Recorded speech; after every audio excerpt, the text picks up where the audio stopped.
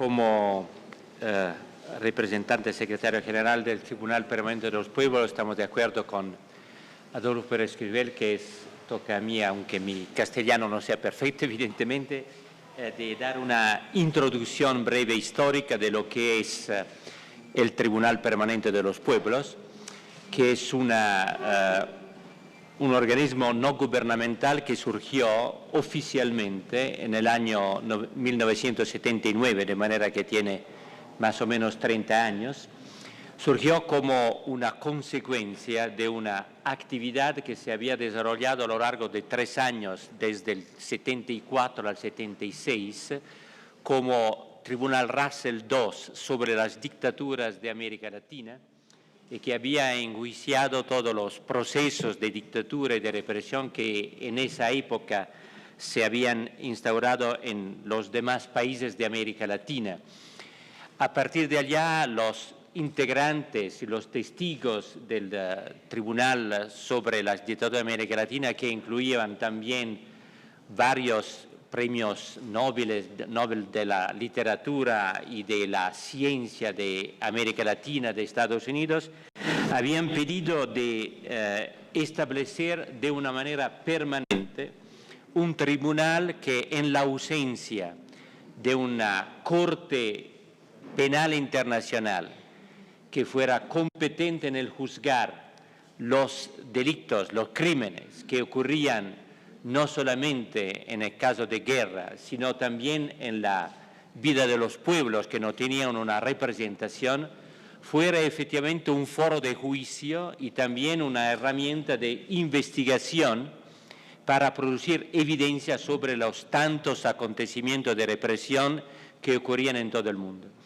A partir de este año, en el 79, la primera sesión del tribunal fue dedicada a un pueblo de África, del África del nordoccidental, el pueblo saharaui, que salía en ese momento de una situación colonial muy controvertida, que sigue controvertida entre Marruecos, España, con una fuerte interferencia de Estados Unidos, y una de las primeros casos del Tribunal Permanente fue de nuevo Argentina, que en ese año estaba en la opinión pública de Europa como un Estado muy tranquilo, donde las cosas salían bien desde el punto de vista económico, y por la primera vez, por ejemplo, se presentaron en Ginebra las listas de los desaparecidos de Argentina, que después deberían devenir evidentemente los protagonistas de un capítulo del derecho internacional y de la violación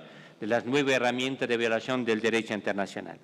Sería muy largo, evidentemente, de hacer un poco el cuento de las más que 30 sesiones, más o menos 35 sesiones del Tribunal Permanente de los Pueblos, que han tocado casi todos los casos más controvertidos de la historia reciente, desde el Afganistán invadido por la Unión Soviética, de la Unión Soviética de ese tipo, al Nicaragua, que estaba atacado por Estados Unidos a pesar de su autonomía e independencia, y el dictamen del Tribunal Permanente de los Pueblos fue muy instrumental en el juicio pronunciado por la Corte Internacional de La Haya en La Haya en contra de Estados Unidos.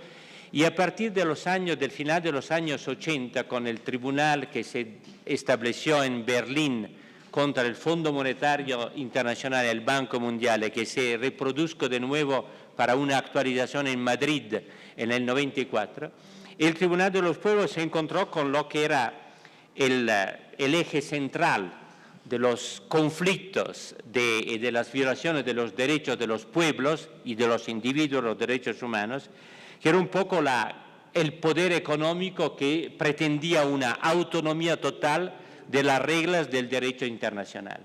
Y a partir de allá, los intereses del Tribunal de los Pueblos han sido específicamente sobre los mecanismos de impunidad con los cuales el poder económico, que sea nacional, internacional, de las transnacionales, pretende de no dar cuenta a nadie de lo que puede hacer, por hecho que en nombre de un desarrollo económico todo está permitido. Y en ese sentido el tribunal empezó de nuevo de América Latina, en una serie de sesiones sobre impunidad, el tribunal que se desarrollaron en los diferentes países a partir de Colombia y que se terminaron en Colombia.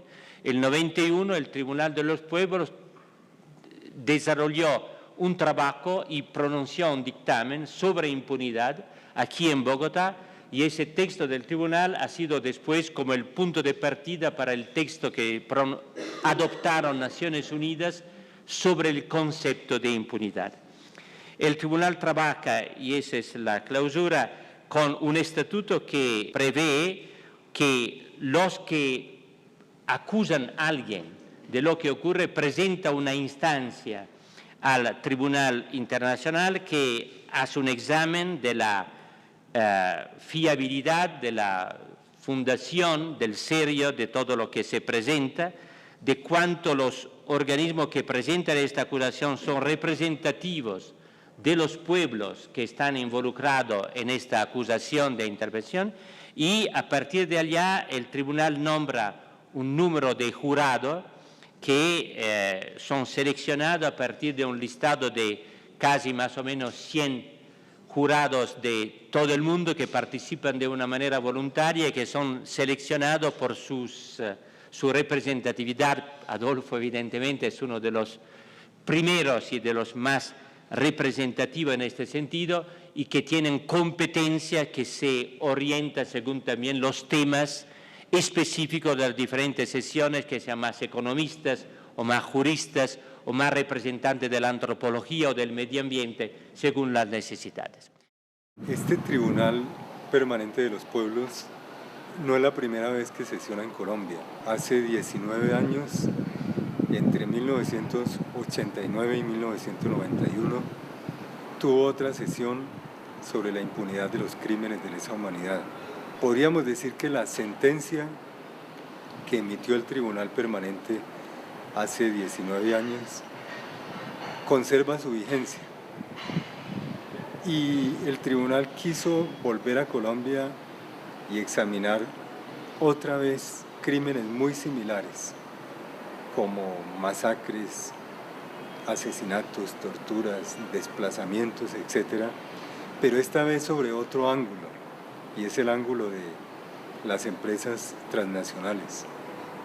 Si uno hace el mapa de Colombia hoy día y señala las partes donde hay recursos naturales más ricos, allí mismo están los focos de violencia más terribles en este momento. Esta sesión del tribunal lleva 27 meses, ha sido un proceso largo durante el cual el Tribunal Permanente ha querido examinar la acción de las multinacionales por sectores de la economía. Empezamos por el sector de los alimentos en abril de 2006, y así se ha seguido con las empresas mineras, las empresas petroleras, las empresas que están destruyendo la biodiversidad, las empresas que están controlando el campo de los servicios públicos,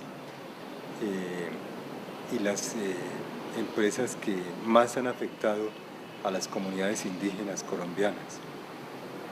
En este proceso yo creo que han desfilado por la tribuna del Tribunal Permanente de los Pueblos muchísimas víctimas, víctimas de todas estas empresas que en colaboración con los grupos paramilitares y agentes del Estado colombiano han querido destruir muchas vidas humanas para favorecer los intereses de estas grandes empresas transnacionales. El Tribunal Permanente entonces ha funcionado por audiencias, como lo hizo hace 19 años. En aquella época fue en 12 países, tuvo una audiencia en cada país para ilustrar, esclarecer el problema de la impunidad de crímenes de lesa humanidad en América Latina.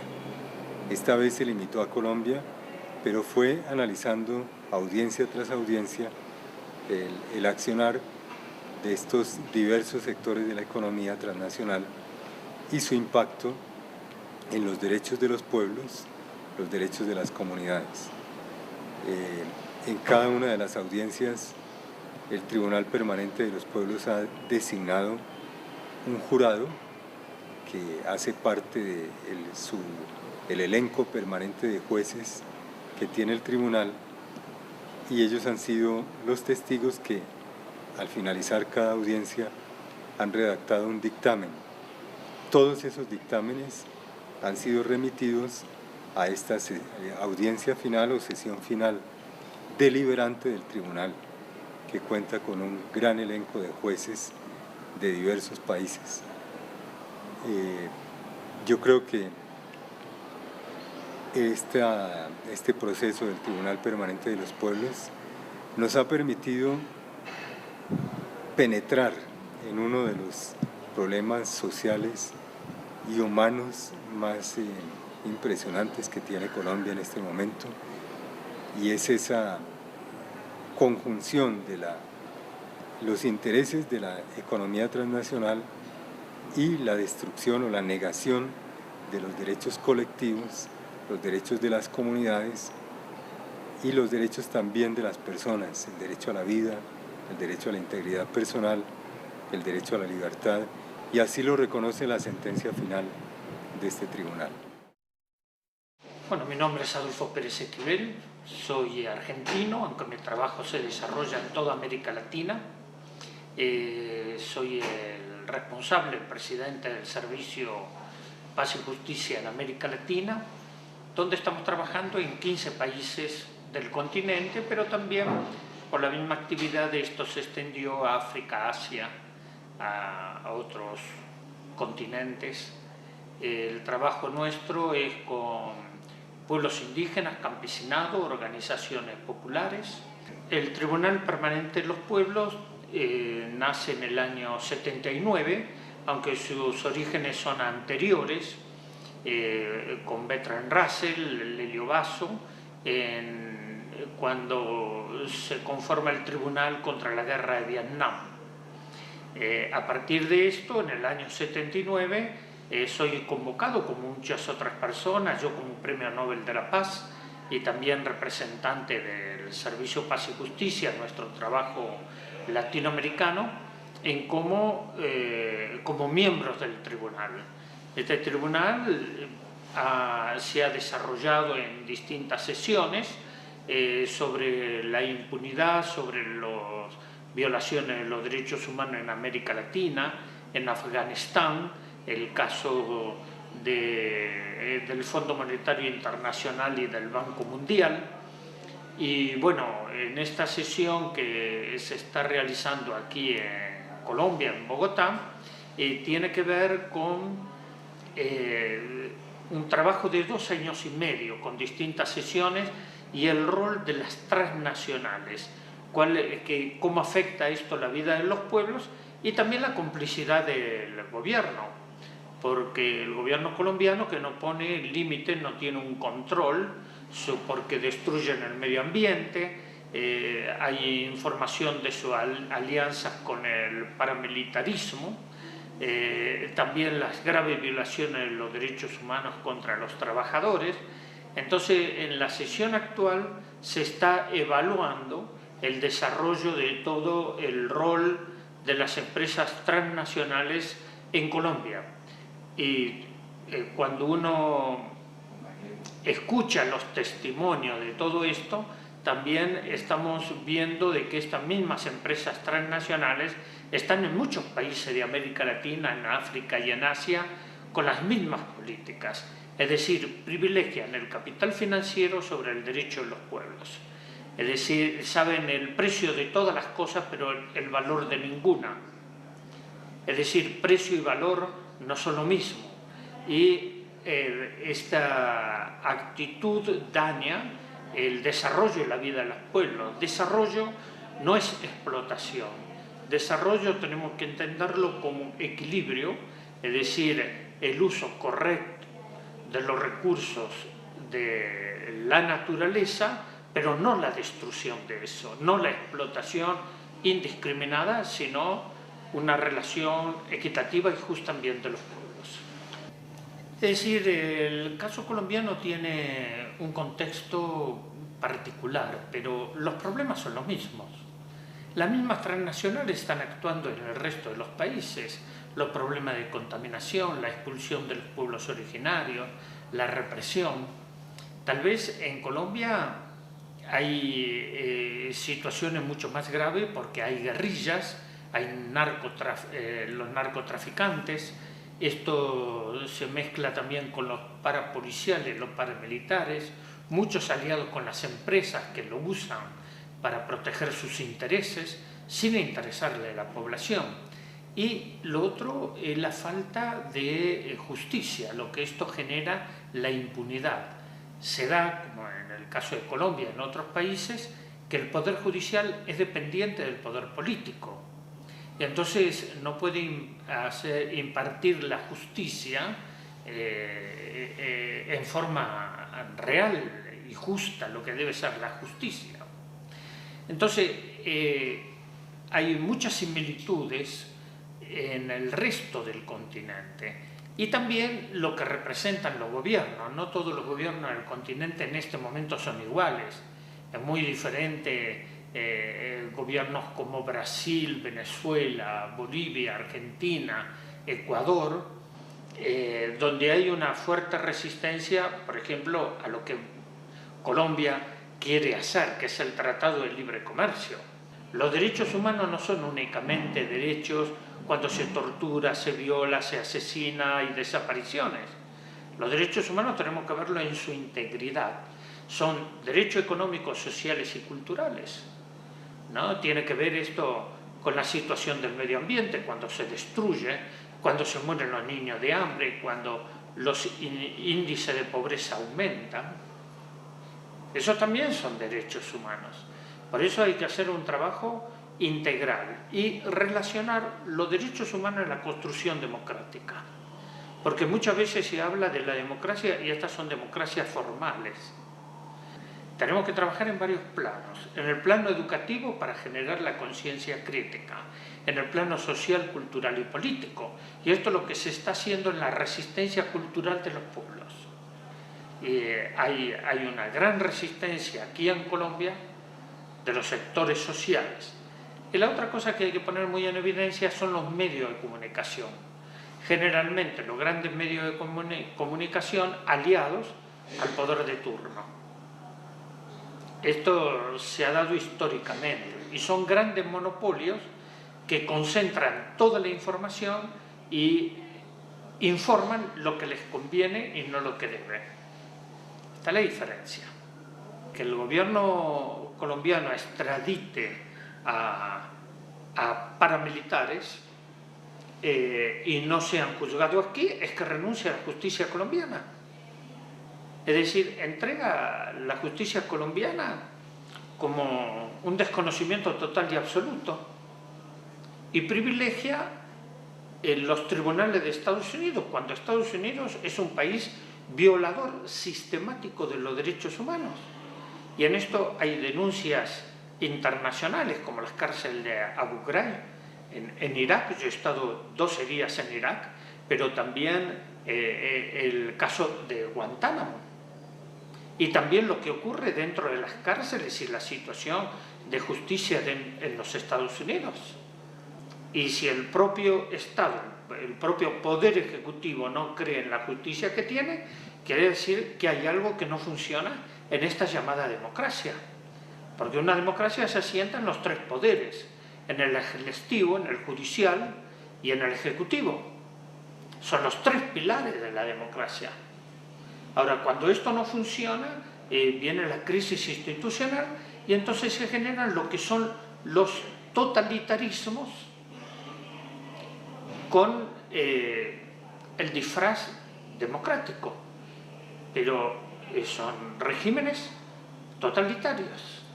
Los hermanos indígenas de Chiapas, conversando, y yo estaba en un encuentro en San Cristóbal de las Casas sobre el desarrollo, les pregunté: ¿para ustedes qué es el desarrollo?